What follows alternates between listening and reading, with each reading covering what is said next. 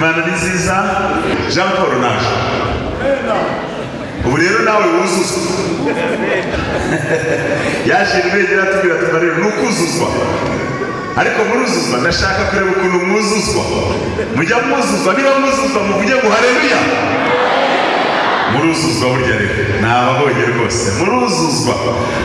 Yosefu yaragiranaga intama na bene se, nyamara ibyo yabikoze igihe gito kuko ari we mwana. Bibiri tubwira yuko nyina yapfuye arimo ari kubyara umwana muto. Bibiri iratubwira ngo nutabasha gushanuka ngo wigishe ntandeyeme nka Pawulo wafashisha amasengesho no gutura ikiyeme. Iki ni igihe cyo gutura amaturo. Reka buri muntu wese mu mpano Imana yamuhaye agaburire bene data baragikuye. Nibyo mbasabira nanjye nisabira mu izina rya Yesu, amen. Iyo mpamvu tumwenyura kandi ntacyo twishisha, umwenda twaregwaga yarawishyuye.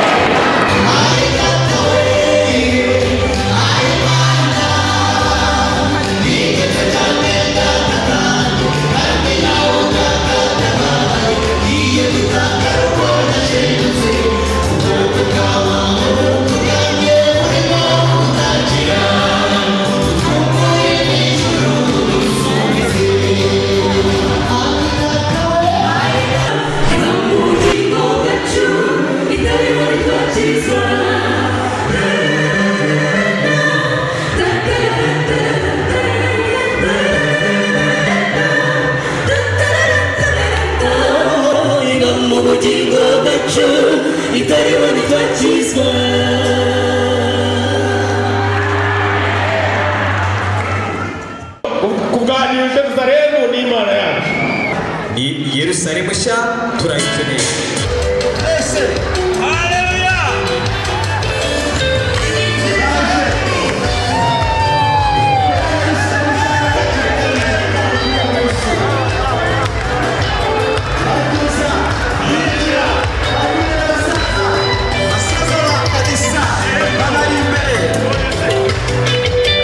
Abash, batwerere amashyi y'intore.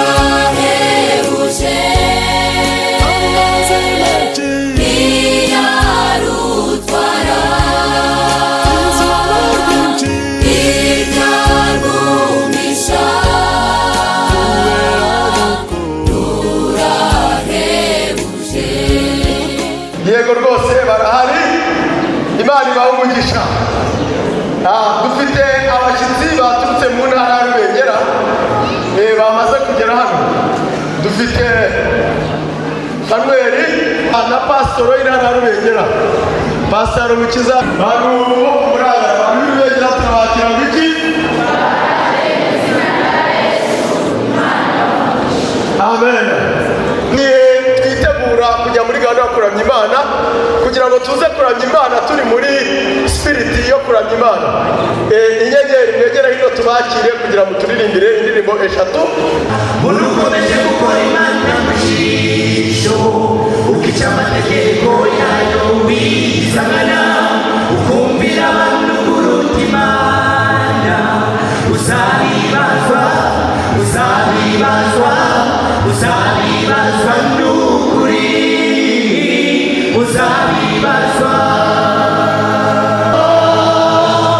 Urukomeje gukora Imana mu jisho, ukica amategeko yayo wigisagara, ukumvira abantu kuruta Imana. Uzabibazwa, uzabibazwa, uzabibazwa n'ukuri, uzabibazwa. Urukomeje gukora Imana mu jisho, ukica amategeko yayo wigisagara, ukumvira abantu kuruta Imana. Uzabibazwa, uzabibazwa, uzabibazwa n'ukuri.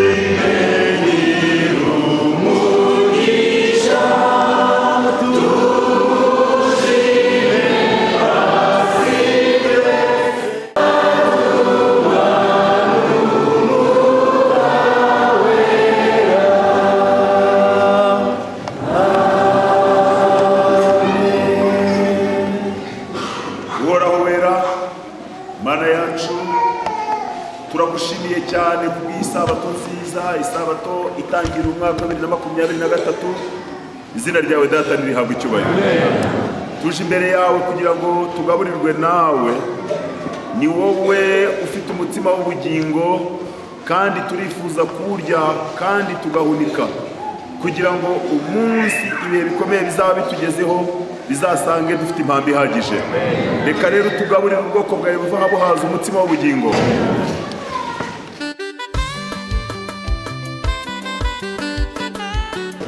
Tugeze mu mwanya mwiza w'ingenzi wo kwakira abashyitsi. Kugira ngo mu kanya twarimo twakira abashyitsi batandukanye, babakiriye namwe tugubwe neza ku Muranga.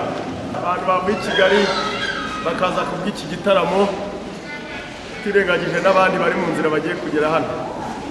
Baguruke namwe tubakira bamaze kongera. N'uhagarariye abandi ni buriya mu kwiga nawe, namwe turabakira mugubwe neza. Abashyitsi batari abadivantisite b'umunsi wa karindwi bishimiye kwifatanya natwe muri iri teraniro, bashyira ikiganza cy'iburyo hejuru. Turebe. Turabakire mu izina rya Yesu, turabakire mu izina rya Yesu, Imana ibahumuje. Umunsi wa none, muri uyu munsi, korali New Jerusalem yizihiza isabukuru y'imyaka 32. Kugira ngo bamuke tubakire. Abakira ngo iki New Jerusalem? Turabakire mu izina rya Yesu, Imana ibahumuje. Amen cyane. Imana ibahumuje. Kumwe muri gahunda na none na korali yatsatse imahembe, korali inyenyeri z'ijuru. Ngira ngo mu kanya mwababonaga bari kuturirimbira kumwe n'abadiyakoni. Oya, tuvugishije ukuri, uyu muntu asa nawe. Asa nawe. Murakoze cyane. Pastor Arumukiza Victory ni pastor w'intara ya Rubengera. Akaba intara ya Rubengera ni intara y'ishuti ya Muranga. Mutavuze ngo amen. Rubengera ni inshuti ya Muranga. Ntabwo bishingiye yuko abaziyobora bafite imwe, ahubwo uyu munsi wa none Imana yashingiye yuko ari umubwiriza udufasha muri gahunda yo kubwiriza. Twavuga ngo iki? Ngaho rero ni mutwakire. Amen. Imana ibahumuje. Ngira ngo dufite korali New Jerusalem, turayiraritse kugira ngo kuri uyu munsi wayo yizihiza imyaka imaze, ize kuduha indirimbo imwe.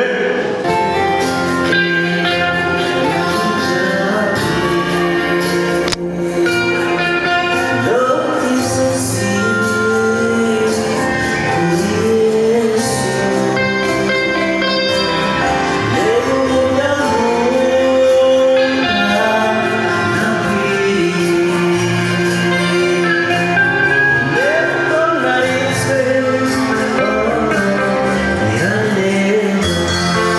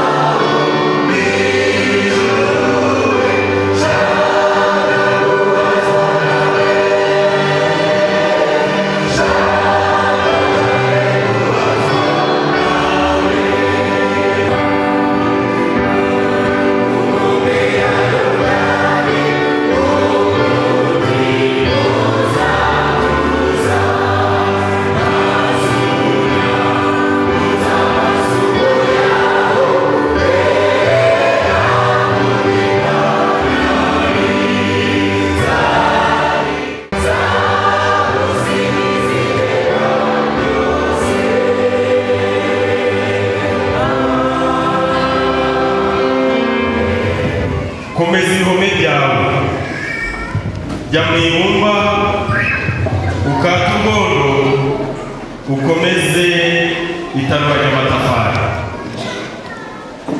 Nahumu igice cya 3 umurongo wa 14. Abari imbere muri gahunda dupfukamye, namwe mwubahire Imana muri gusenga Imana. Turaritse imbaraga mvajuru, turaritse Imana Data wa twese, Imana Umwana, Imana Mwuka Wera, kugira ngo baze baterane natwe, maze Mwami Imana uyu mwanya tubere uw'ingenzi, uhabwe icyubahiro. Umugaragu wawe ugiye guhagarara mu butware bwawe avuga, ijuru rikorane nawe, kandi natwe imitima yacu yumve guhumeka kuva mu ijuru. Dufata icyemezo cyo kugukunda no kugukundisha abandi, tubyatse Imana y'amahoro tubyingingiye, ubiduhe urugero mu izina rya Yesu.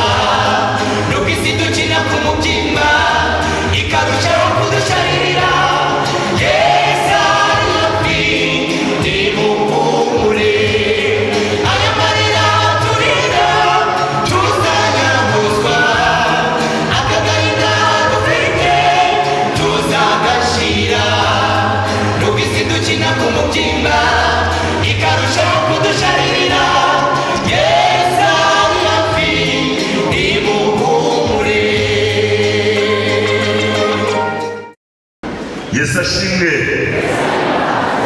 Imana ni nziza. Ndashimira Imana cyane kuko impaye umwanya mwiza wo kugera muri iri teraniro rinejeje. Imana yacu yahabwa icyubahiro. Bamvuze bihagije, ntabwo ushaka kuvuga byinshi, ariko kuko bababwiye ko mbonye hari abandi bashyitsi binjiye nyuma.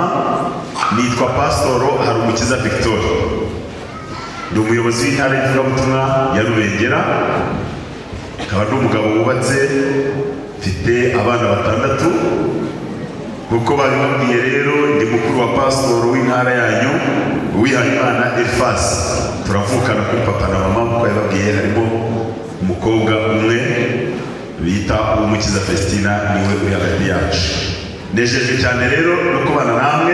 Jean Paul naje, ubu rero nawe wuzuzwa. Yaje Rubengera atubwira ati rero ni ukuzuzwa, ariko muruzuzwa. Ndashaka kureba ukuntu mwuzuzwa. Mujya mwuzuzwa, niba mwuzuzwa muvuge ngo haleluya. Muruzuzwa burya rero, nababonye rwose muruzuzwa. Korali New Jerusalem rwose mbakuri ingofero, kubera mwebwe Imana yemeye yuko ngera ahangaha. Imana ibahe umugisha. Nanezerewe cyane. Hari ikintu cyanshimishije, nari ndiho ndi kubaza, ndi kuvuga ariko uriya ni Kamere, nuwo basa umusaza bita Kamere, muzi kera Kamere. Nyemerera uze duhobera.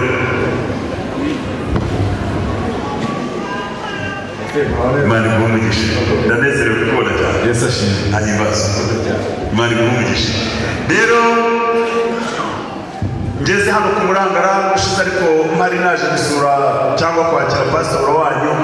Hari ibyo nitegerezaga kuri iyi ntara, kuko ugeze mu ntara ya mbere hari ibintu ureba ijisho burya ry'umushyitsi riba ryazindutse ariko rikanitegereza. Hari ibintu byankoze ku mutima cyane, nanejejwe cyane n'uru rusengero. Uwiteka abamugisha. Ubundi ubusanzwe muri filimi y'Iburengerazuba bw'u Rwanda birazwi ko ahantu hari urusengero rwa mbere rwiza ari Rubengera, ahantu bita i Moriya. Ariko azane narurebye mbona igihe ruzaba rwuzuye rwa rundi tuzasubira mu mibare. Tuzasubira mu mibare. Uru rusengero ruremye neza, ruhagaze neza, ariko kandi rufite n'urusaku, rurimo rurasakuza ngo rwuzure. Sibyo ra? Rurimo rurasakuza ngo rwuzure. Imana rero ibafashe kandi ibahe umugisha. Sabira umugisha bivuye ku mutima abantu bose bagize uruhare muri uru rusengero kugeza aho rugeze. Ndibwira yuko nta karegeya kari muri uru rusengero. Akaregeya gahari. Akaregeya ni ka gatoki kadafite icyo kamaze, kabereyeho gusa guteza ibibazo no kubangamira umuntu akora mu mufuka kagasigara inyuma, kagatuma adakuramo mu rusengero rwubaka. Akaregeya kagatuma uyu munsi utaza gukoramo ngo byemere New Jerusalem tuyifashe umurimo ugere hirya no hino. Iyo haza kubamo akaregeya hari ntibiba bigeze aha ngaha. Nanezerewe cyane. Ikindi cyankoze ku mutima ni uburyo korali New Jerusalem yamenye gutumira. Burya ubundi iyo wakoze anniversaire ugatumira, ukibuka korali y'i Kigali ukanibuka korali Inyenyeri, uba wamenye gutumira. Cyakora mwari mugiye guhusha intego kuko nta korali y'Irengera ihari, ariko kuko mwatumiye pasitoro wabo 100% muraribona. Umva, natumiye umuntu utaza kuba muri iki gitaramo araba yanyazwe, uraba wahombye. Dore abanyakigali n'ababonye. Imana ibahe umugisha. Ntabwo ari nyubakira hano ufite iryo jambo, ariko n'ubareba ukuntu musa abona muri abanyakigali. Murakeye. Imana ibahe umugisha. Se ndaza kuvuga ibintu byanyu byose ni byiza. Ikibazo mfite ni kimwe gusa. Nicyo kibazo giye kubabaza. Kiravuga ngo mbese ko muri beza mukamukora ibintu byiza, mwibuka ikintu cy'ingenzi cyo guhunika imitsima. Ngo mbiki? Ko muri beza mukamuri abasirimu mukamuzi gutegura ibintu byiza, mukaba mukora ibintu byiza, mwibutse ikintu cy'ingenzi cyo guhunika iki? Imitsima. Ndashaka ko tuganira namwe iryo jambo, akaba ari ryo dutindaho cyane, abahunitsi b'imitsima. Ndifuza ko muza kurangura igitabo cy'Itangiriro igice cya 37, akaba ari cyo gice dutindaho cyane. Ndifuza yuko turangiza iri somo buri muntu wese yafite umwanzuro wo kwitegura kugaburira abashonji. Hanze hari abantu bashonje, hari abantu badafite umutima, hari abantu badafite icyo kurya. Ndifuza yuko tuzagera ku mwanzuro aho buri muntu wese yubabereye n'Imana umwenda wo kugaburira abatuye isi umutsima. Ndifuza yuko tuza kurangiza iki cyigisho buri muntu wese yafashe icyemezo cyo kwitegura ibihe bikomeye, ibihe byo gusharirirwa. Dusome Itangiriro igice cya 37. Ndasoma mu buryo bwihuse, ndaza gusoma imirongo mike, ahandi ndageza nko ku mirongo 16, ibindi ndaza kubivuga mu mutwe. Yakobo aba mu gihugu cy'ubusuhuke bwa se, nicyo gihugu cy'i Kanani. Uru ni rwo rubyaro rwa Yakobo. Yosefu amaze imyaka 17 avutse, yaragiranaga na bene se intama. Mu busore bwe yabanaga na bene Biruha na bene Zirupa bakaze, akajya abarira se inkuru z'ibibi bakora. Uyu murongo ndaza kugarukaho mu buzirikane ahantu, umurongo wa 2 rwose. Hanyuma umurongo wa 3, Isiraheli atonesha Yakobo, amukunda birusha iby'abana be bose, kuko ari we yabyaye ashaje, amudodeshereza ikanzu ndende, bituma barushaho kugeza gute? Kumwanga. Umurongo wa 9, yongera kurota izindi nzozi azirotorera bene se, ati nongeye kurota izindi nzozi, ngo izuba n'ukwezi n'inyenyeri 11 binyikubita imbere. Umurongo wa 10, azirotorera se na bene se. Saramucyaha, aramubaza ati izo ni nzozi ki? Ni ukuri jye na nyoko na bene se tuzaza twikubite hasi imbere yawe. Umurongo wa 11, bene se bamugirira ishyari. Ku murongo wa 14, aramubwira ati jyewe umenye yuko bene se ari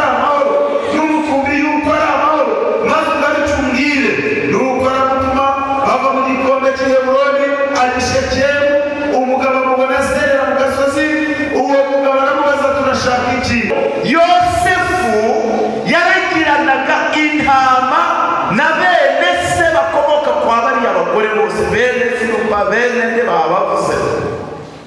Nyamara ibyo yabikoze igihe gito kuko ari we mwana. Bibiri tubwira yuko nyina yapfuye arimo ari kubyara umwana muto Benoni. Bivuze ngo Benjamin ntabwo yigeze abona mu maso ha nyina kubera yuko nyina yapfuye ari kumubyara Benoni ageze mu matako, amaze kuva mu matako. Benjamin Rasheli ava mu mwuka. Bivuze ngo Yakobo yasigaranye utwo twana twombi ni utwana twasigaye. N'abana bagenje gute? N'abana bagenje gute? Haleluya! N'abana bagenje gute? Aba ngaba n'abana basigaye. Rero aba bana Yosefu ari ukuntu nako Yakobo hari ukuntu yabakundaga, ariko agakunda Yakobo cyane. Hari ibintu bavuze byatumaga mwihangane, hari ibintu bavuze byatumaga Yakobo akunda Yosefu cyane. Icya mbere, Yosefu yari umwana wasigaye, uvuga ngo nk'imfubyi yasigaye nyina akayisiga ari muto. Icyo cyatumaga Yakobo ageze ate amukunda. Icya kabiri, Yakobo yumviraga amategeko n'amabwiriza ya se. Yosefu, murakoze cyane mwihangane. Yosefu yumviraga amategeko ya se. Icya gatatu, iyo bene se bakoraga ibyaha, iyo baragiriye, Yosefu yarebaga amakosa bakora maze ntiyihanganire mu mafuti, maze akaza akabiyama akabacyaha, batamwumva akaza kubarega kuri nde? Kuri se. Ibyo bigatuma imico ya Yosefu n'iya bene wabo itandukana kandi yumvikana. Yosefu yavukaga ku mugore w'isezerano, ku mugore ukundwa, ku mugore mwiza, ku mugore wemerwa n'umugabo, mu gihe abandi bavukaga ku bagore b'ikiyemwe b'ishoreke. Abo bana b'ishoreke nta kinyabupfura, nta burere bari bafite, bari baratamye nk'uko ba nyina bari baratamye, bari bashatse mu buryo butemewe n'amategeko. Icyo cyatumaga nta burere, nta gaciro. Niyo mpamvu bicaga amategeko ya se n'amabwiriza, baririraga, nta murongo w'ubuzima bari bafite, bakabaye nyine bari abashumba, niko bari bameze. Ariko Yosefu we yategereza ibyo bakora bikamubabaza, maze akaza akabarira se ibibi bakuru be bageza gute bakora. Ibyo rero byatumye bamwanga. Nyamara nubwo se yamukundaga, nanone tubona ko Yosefu hari ibintu yari yisangije byatumaga noneho bene wabo bageza gute bamwanga. Kimwe muri ibyo bavuze ngo ise yamukundaga, noneho bene se barabimenya ko ise amukunda kuruta uko ageza gute abakunda. Icyo kizamurisha mu mitima yabo. Hanyuma icya kabiri, imico n'imibereho ya Yosefu, imyitwarire ye byari bihabanye rwose n'imyitwarire yabo. Birasanzwe ariko muri sosiyete iyo ubayeho ubuzima buhabanye n'ubw'abandi barabikwangira. Noneho si iyo uko barya, utarya nkabo, utambara nkabo, utanywa nkabo, utavuga nkabo, utagenda nkabo, utitwara nkabo, byanze bikunze iyo hagati yawe na sosiyete runaka ubarizwamo harimo itandukaniro, ibyo bizamura ibindi bitekerezo, kuko imico y'umukristo akenshi cyane ikunda guhinduka ikirego irega abatameze nka halo.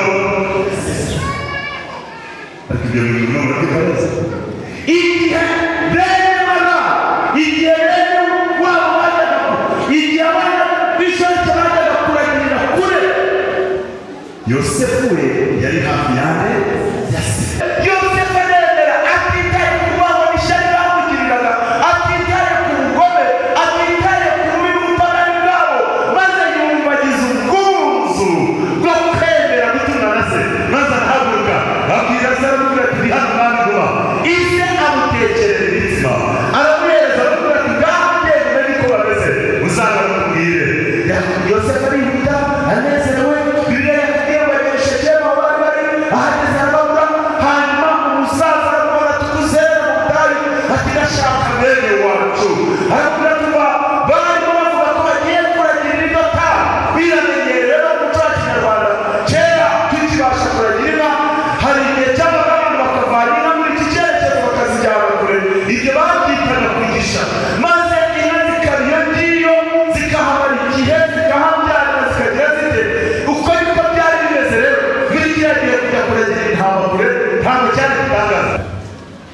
iraterana, inama iraterana, inama y'abagore, inama y'abana b'indaya, abana b'amaraya bafata inama, bafata icyemezo cyo kwivana n'umuntu se agenda gute akunda kandi bakamuhindanya.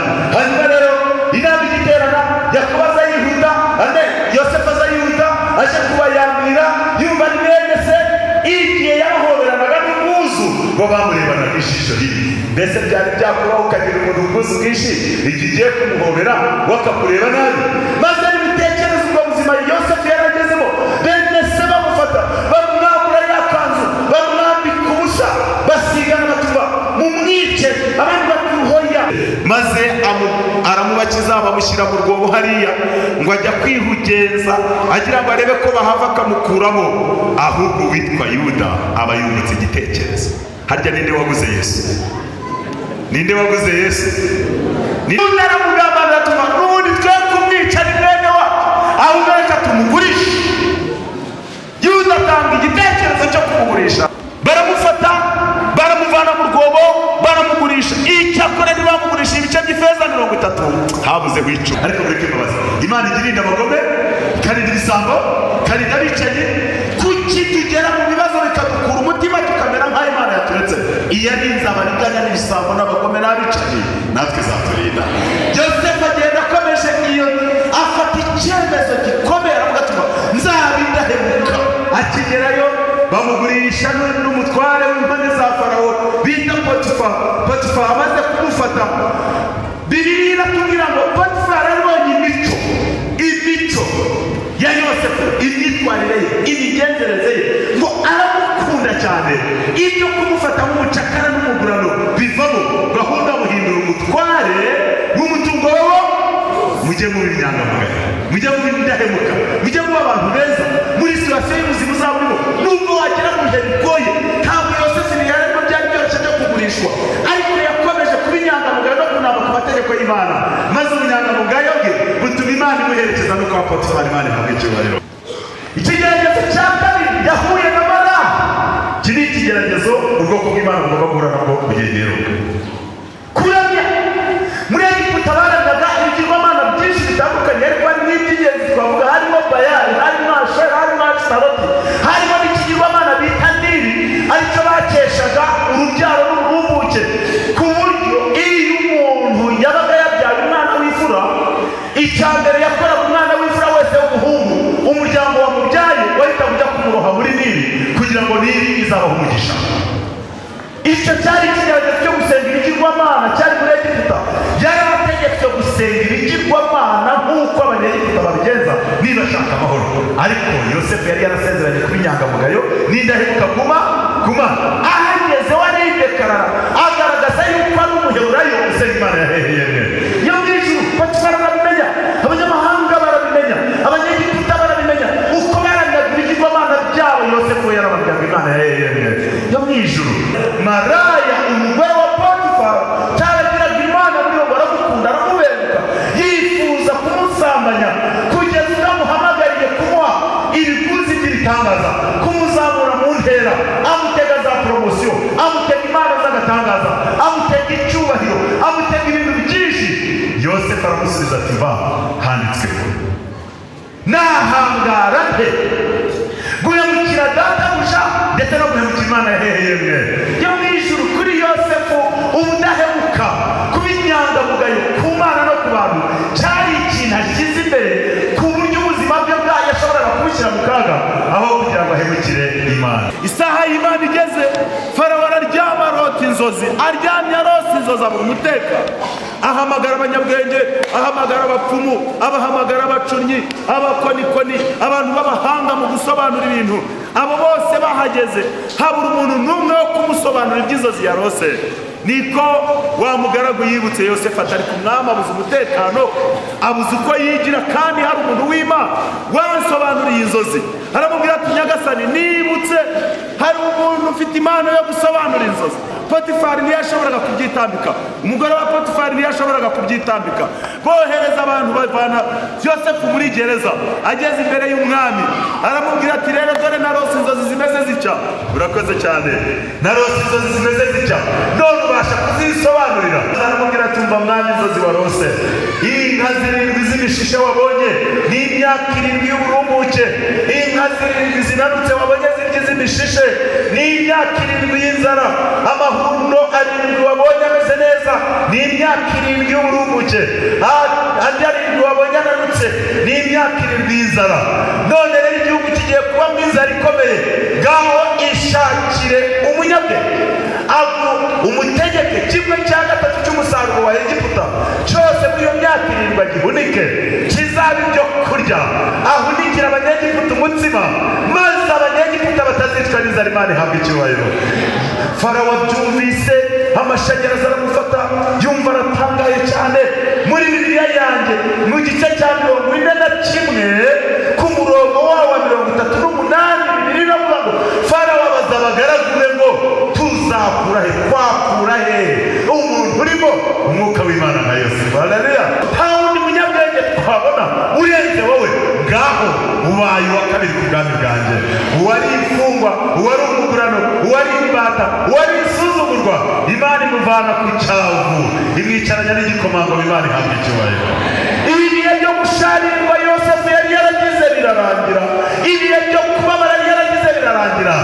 Iri zina n'umwambi ufoye uvuye mu mutana w'Uwiteka ubereyeho gukomeretsa buri muntu wese utizera ubutumwa bwawe. Reka turimo turajyana rero, ibi nibyo bizatuma iri torero rihura n'ibihe byo gusharirwa nka Yosefu, kubera iri zina, kubera umwuka w'ubuhanuzi dufite, kubera gukomeza amategeko y'Imana. Bizatuma isi yo mu minsi y'imperuka, abakomeye, abatware, amadini, amashyirahamwe, imiryango itegamiye kuri leta, za leta zo ku isi, bose bazishyirira hamwe kugira ngo barwanye Yosefu w'Imana. Ariko Imana izamurengera. Imana ihabwa icyubahiro. Nshuti zanjye, ndagira ngo mbabwire rero yuko niba koko namwe muri abahunitsi b'imitima, iki nicyo gihe cyo guhunika. Mwiga ibyanditswe byera. Mugaragu w'Imana Nahumu arahamagarira buri muntu wese kwivomera amazi azageza gutembe, azamumara inyota. Iki ni igihe cyo kwiga ibyanditswe byera, iki ni igihe cyo gusenga, iki ni igihe cyo kubana n'Imana, maze tugahunika umutsima uzaduherekeza, tukazigama amazi azatumara inyota mu gihe cy'akaga. Imbere yacu hari akaga gakomotse ku itegeko ry'icyumweru, imbere yacu hari akaga gakomotse ku kwishyira hamwe kw'amadini. Mbese murazi neza ko mu minsi iri imbere guhangana gukomeye kuzaba hagati y'abatuye isi kuzaba gushingiye ku itegeko ry'Imana. Itegeko ry'isabato ni itegeko ry'isabato y'igihimbano izaba yashyizeho n'itorero ry'i Roma. Byanditswe byera byerekana yuko abazabasha kwambuka ibyo bihe ni abantu gusa bazaba barabaye abahunitsi b'imitsima. Ikindi nshaka kugarukaho ngana ku musozo ni ukubibutsa yuko iri somo riramuhamagarira nanone kwitegura kugabanira bene data. Imana igiye kudutuma mu minsi mike dufetiyema, ejo bundi turayitangira ukwezi kwa mbere, kwa kabiri n'ukwa gatatu turaba turi mu bihe bya tiyemani. Aho Imana iri kutubwira ngo Yosefu we niwo ufite umutsima, gaburira bene so. Baragiriye kure bene data, baragiriye kure. Mbese ni bande? Murabizi yuko dufite bene data b'abaprotestani bahagurutse bizera kimwe natwe, ariko uko bagenda bajya kure ya se bagenda barindagira bava mu masezerano. Abo ngabo Imana irabakunda nubwo ari abana bo ku wundi mugore, ariko Bibiliya tubwira ngo Yosefu we genda ubagaburire. Nitwe dufite imitsima, igihe kirageze ngo tugende. Mbese tuzabagaburira mu buhe buryo? Uburyo bumwe n'ubu niyo Yerusalemu iri gukoresha, ikeneye yuko tuyishyigikira, maze indirimbo zayo zigahaguruka zikajya kure. Hari abantu benshi bakunda indirimbo z'Abadiventisti b'umunsi wa karindwi. Nasomaga ku rubuga rw'Intara ya Rubengera, umuntu umwe yanditse, ndibwira ko ariho ni urundi rubuga bari bashyizeho igitaramo kigiye kubera i Rubengera, naho bashyizeho maze umuntu umwe utari Umudiventisti w'umunsi wa karindwi aravuga ati mbega ukuntu nkunda indirimbo z'Abadiventisti b'umunsi wa karindwi. Korali Inyenyeri iragira ngo mbabwire ko indirimbo zanyu ziba zirafasha abantu. Ubwo ni uburyo mwige ibyanditswe byera. Niyo Yerusalemu mwige ibyanditswe byera, nimwige ibyanditswe byera, muhunike umutsima. Nujya kurema indirimbo, urema indirimbo ituma bene data baragiriye kure babona umutsima wo kurya. Ababwiriza bacu, abigisha bacu, abizera bacu, abashyira bacu, ubutabazi ba Mifemu, mwige ibyanditswe byera.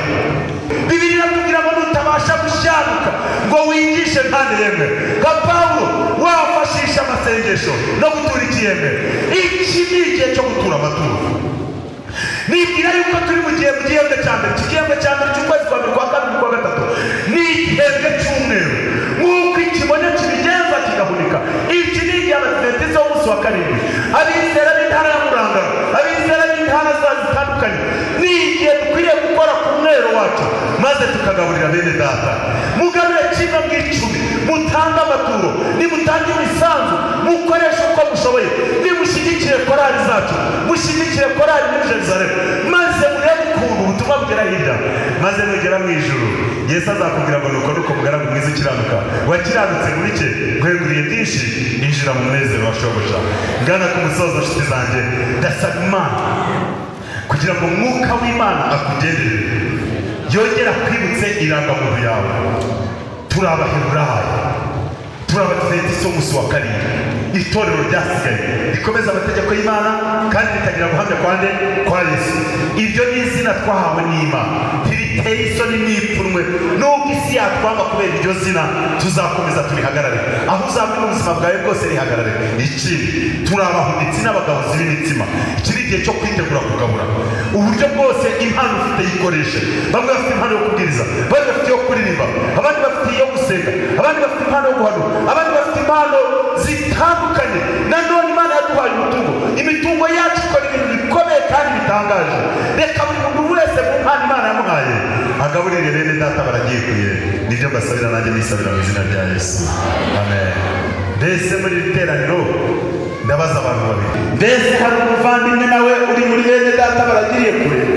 Hari umuntu utari umudiventisti w'umunsi wa karindwi uri muri iri teraniro, akaba ari muri misiyo Imana yahaye iri torero, kandi akaba ashaka kwifatanya naryo kugira ngo tuburire isi iheruka? Imana igurumisha amashyi wanjye hamwe, bifuza kumusengera rwose. Nawe bifuza kumusengera, n'abandi bahagaze hejuru y'umuhamwe, namwe muhagarara tubasabire. Ndashaka kubasabira rwose kugira ngo umwuka wera abagenderere mu izina rya Yesu. Haleluya. Mbese pastor wabonera y'abantu namwe bakazana.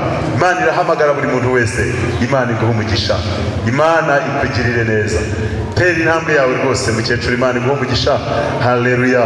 Imana ibaha umugisha, Imana ibaha umugisha, Imana iguha umugisha. Haleluya. Niba ntawe ucikamwe, reka dusenge Imana. Uhoraho wera Mana ikiranuka iri mu ijuru, turagushimiye cyane ku bwakora muri Jerusalem, kandi umugisha abana bawe biteguye kugabura imitsima ndetse n'abiteguye gukomeza guhunika. Turi gusabye mu izina ryiza rya Yesu Kristo umwami wacu, amen. Dufite rero korali yaturutse i Kanombe, intumwa z'ubushake, sibyo? Intumwa z'ubushake baturutse i Kanombe, ndagira ngo mbasabe muhaguruke. Mu kanya rero turaza kuba dutaramanye mu gitaramo.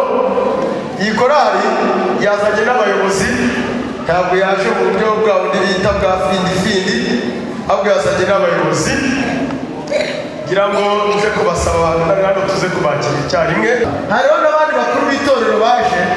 Hari umukuru w'itorero witwa Nzayisenga Jean Claude wa Nyarugunga.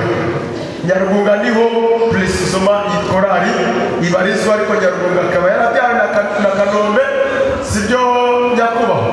Niyo mpamvu na Jackson kuko ari we mubyeyi, sibyo hari? Hanyuma rero korali mu by'ukuri sengera kuri Nyarugunga, se wambonye uranyibuka. Haleluya. Yamusubiza umukindo muvuga ngo mubakiriye, turabakira biki?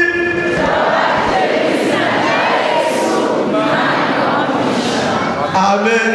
Imana ibamugisha. Rero tujye Siyoni, impamvu nyihaye indirimbo ni kugira akira abashyitsi.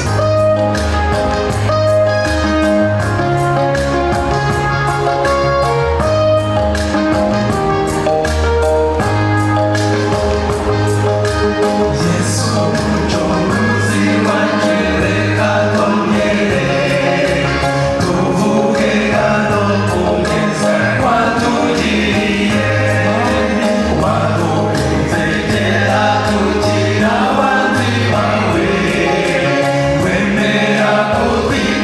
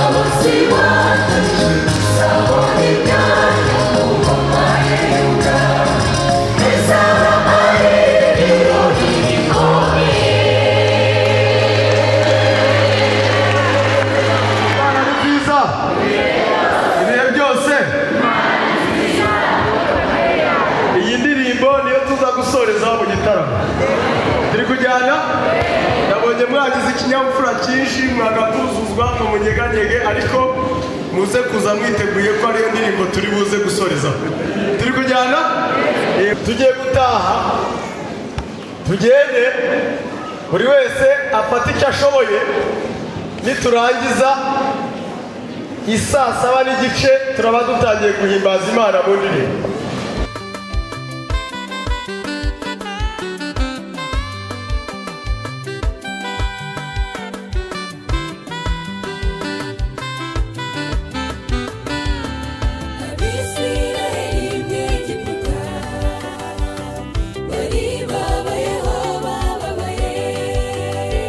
Bakoreshwa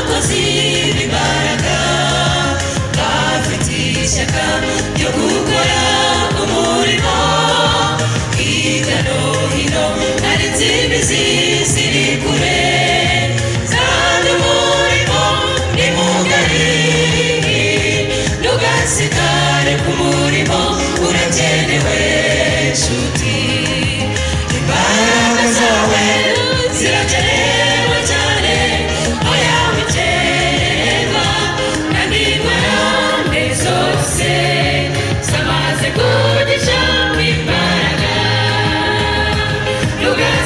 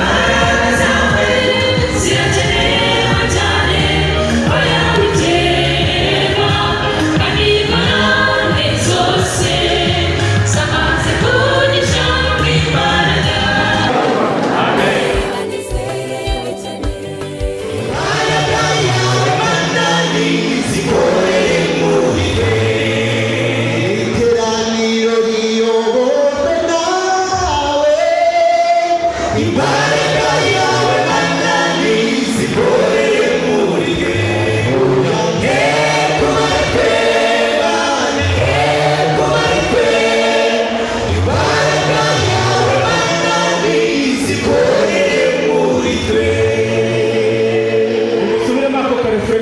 ryose ribivuge icyo ni isengesho ryiza kuba ari twe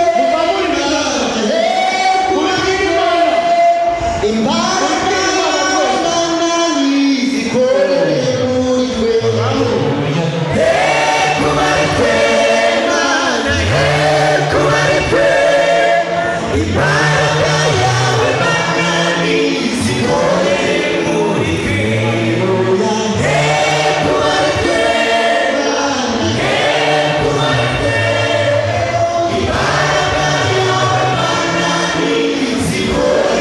muri twe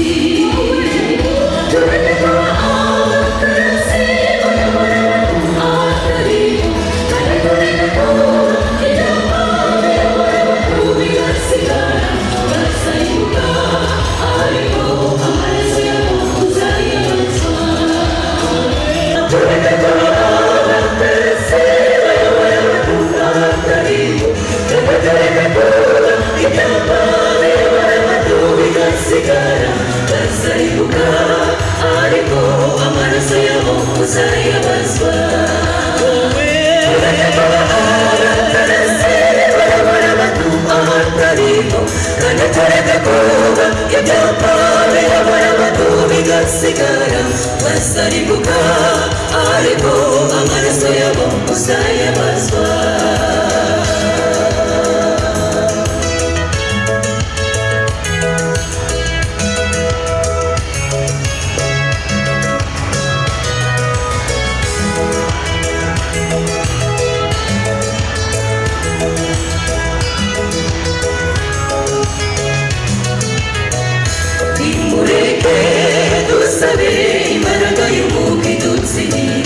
kugira ngo tuneshe Satani wibasitorera mw'iyi minsi kuko intwaro yacaye gushikama ugahitabaza Yesu akagukiza ugahinduka maze ukaba icyaremwe gishya tugatereka kurumurire cyangwa se amabwiriza wagahanga ahubwo bireka amaraso Yesu wegerereje abatayazi bahinduke bihane wowe nabo muzarokoke tugatereka kurumurire cyangwa se amabwiriza wagahanga ahubwo bireka amaraso Yesu wegerereje abatayazi bahinduke bihane wowe nabo muzarokoke bahinduke bihane wowe nabo muzarokoke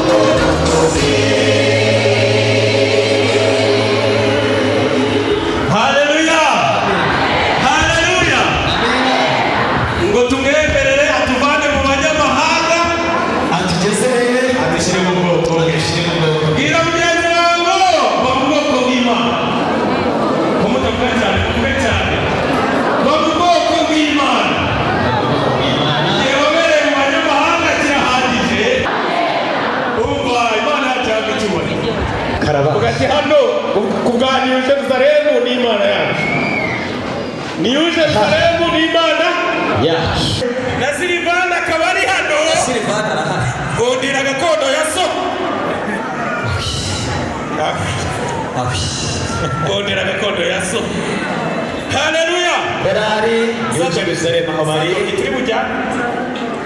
Witegure. Sadoki ni turi bujya. Sadoke. Ikintu cyose kiba mu mwanya wacyo. Ongera ko kadufunge. Ongera hari ikintu twumvise. Prayinga twumve.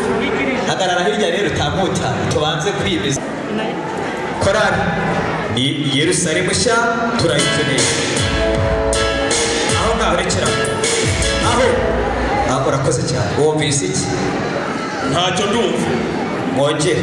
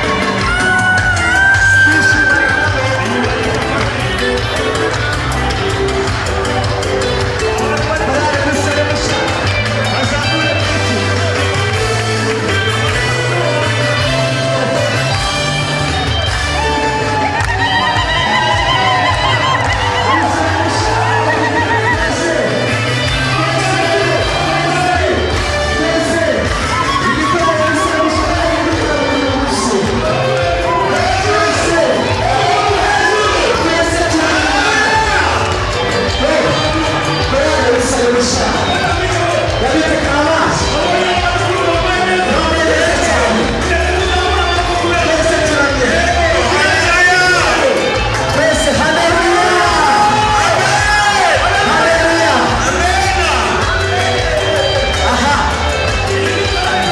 iyi korali Yerusalemu nshya yaduteguriye igitambo kuri uyu munsi igitambo cyo gushima Imana igitambo cyo kwishimira nyuma y'imyaka 30 bigahe 32 ubwo habwiye abataje munsi bahomye bazamara iki kuri uyu munsi korali Yerusalemu nshya barabimana reka dusaba abatekinisiye babare mu mizingo boroshye aha Igoroshye. azari karabashi Oya, nta karabaye mu nzu ya data. icyo nshatse kuvuga Ahubwo ibintu ni amahoro. ibintu ni amahoro no kwimbaza Imana Yego.